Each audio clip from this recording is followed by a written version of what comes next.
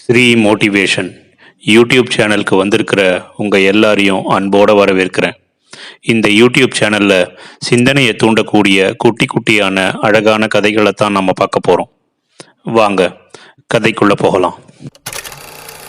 இன்னைக்கு நம்ம பார்க்க போகிற குட்டி கதை சுயநலம் ஆபத்தை விளைவிக்கும். ஒரு முறை காந்தியடிகள் காஷ்மீரில் இருந்து திரும்பிக் கொண்டிருந்தார். வழியில மழை பெய்ய தொடங்கியது. அவரோ வழக்கம் போல 3ஆம் வகுப்புல பயணம் செய்து கொண்டிருந்தார். அவர்கிட்ட ஒருவர் வந்து, நீங்க ஏன் 3ஆம் வகுப்புல பயணம் செய்றீங்க அப்படின்னு கேட்க, அவர் ரயிலில் 4ஆம் வகுப்பு அப்படின்னு ஒன்று இருந்தா நான் அதுல தான் பயணம் செய்வேன் அப்படின்னு பதில சொன்னார். பெட்டி முழுவதும் தண்ணீர் பரவியது. கார்டு அவர்கிட்ட வந்து, தாங்கள் பெட்டி மாறுங்க அப்படின்னு கூறினார். உடனே காந்தியடிகள், இந்த பெட்டியை என்ன செய்வீங்க அப்படின்னு கேட்க, அவர், உங்களுக்காக தனி பெட்டி காலி செய்து வச்சிருக்கேன், அதில் உள்ள பிரயாணிகள் இங்க உட்காருவாங்க அப்படின்னு சொன்னாரு. உடனே அவர், இந்த பெட்டியில வேறு ஆட்கள் உட்கார முடியும் அப்படின்னா நானே ஏன் உட்காரக்கூடாது? என் சுகத்திற்காக பிறர் கஷ்டப்படக்கூடாது அப்படின்னு சொன்னாரு காந்தியடிகள். பலருக்கு அடுத்தவர்கள் கஷ்டப்பட்டாலும் தான் மட்டும் சுகப்பட வேண்டும் அப்படின்னு சுயநலம் இருப்பதால தான் நாம சாதாரண ஆத்மாக்களாக இருக்கிறோம்.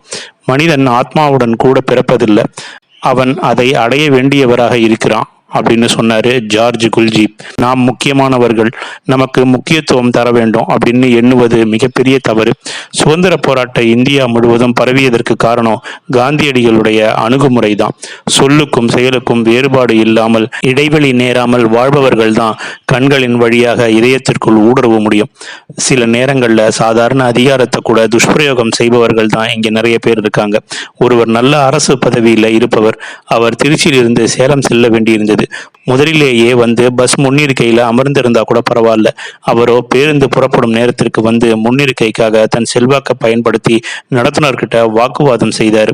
கெடுபிடி அதிகமானதால முன்னிருக்கையில இருந்தவர்களை பின்னிருக்கைக்கு சென்றாங்க.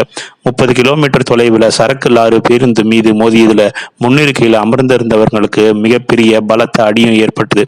பின்னிருக்கையில் வலுக்கட்டாயமாக அனுப்பப்பட்டவர்களுக்கு சின்ன கீறல் கூட ஏற்படவே இல்லை. 3 நிமிடங்கள் வம்பு செய்து இடம்பெற்ற முன் இருக்கை வாசிக்கு 3 மாதம் படுக்கையில் கிடக்க வேண்டியிருந்தது. மிகுந்த சுயநலம் ஆபத்தை மட்டுமே விளைவிக்கும் அப்படிங்கிறத நாம எப்பவுமே மறந்துடவே கூடாது. நமக்கு செல்வாக்கு இருக்கு, நம்மக்கிட்ட அதிகாரம் இருக்கு அப்படின்னு நாம எப்பவுமே ஆடிடவே கூடாது. அந்த அதிகாரமும் செல்வாக்கும் என்னைக்காவது ஒரு நாள் சரிந்து போகும்பொழுது நிலை மாறி போகும். அந்த நிலை மாறும் பொழுது நீங்கள் எப்படி மற்றவர்களுக்கு செய்தீர்களோ அதுவே உங்களுக்கு திருப்பி செய்யப்படும். அதுதான் கர்மாவின் மிகப்பெரிய அதிசயம். அதை என்னைக்குமே மறந்துடாதீங்க. இந்த குட்டி கதை உங்களுக்கு பிடிச்சிருக்கும்னு நினைக்கிறேன். பிடிச்சிருந்தா லைக் பண்ணுங்க, கமெண்ட் பண்ணுங்க, உங்க ஃப்ரெண்ட்ஸுக்கு ஷேர் பண்ணுங்க. நன்றி.